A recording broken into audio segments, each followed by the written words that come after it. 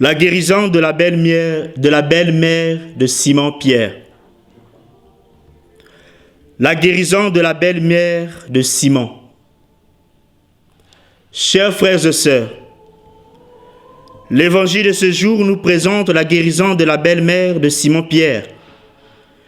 Une guérison qui s'est faite par l'intercession de ceux qui étaient dans la maison de cette femme.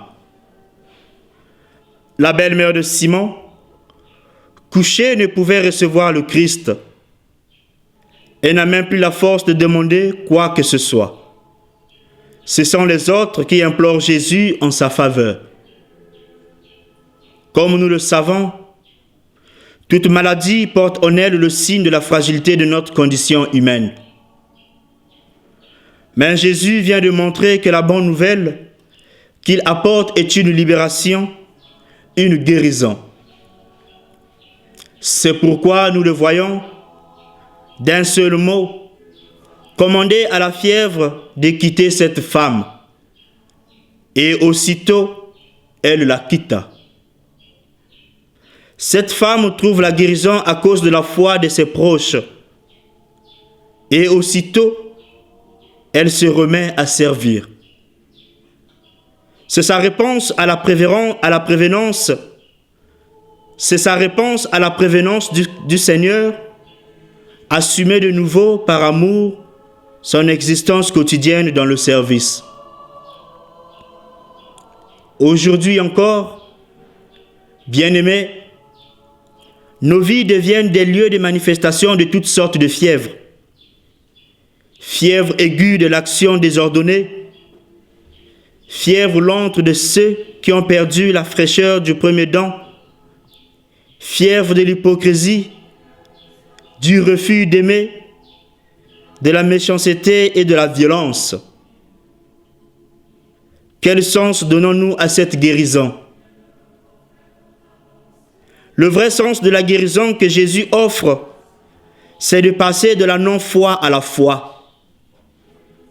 Celui qui accueille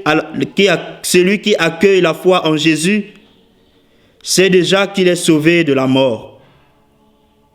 Alors, il se lève pour servir. C'est ce que fit d'elle-même la malade guérie par Jésus, preuve que la guérison a été immédiate et complète. La fièvre la quitta, nous dit saint Luc. Ce qui manifeste la maîtrise que Jésus a sur les forces du mal, quelles qu'en soient les manifestations. Le mal que Jésus poursuit est beaucoup plus profond que celui qui atteint les corps. C'est le cœur, c'est le centre de l'homme qui est malade.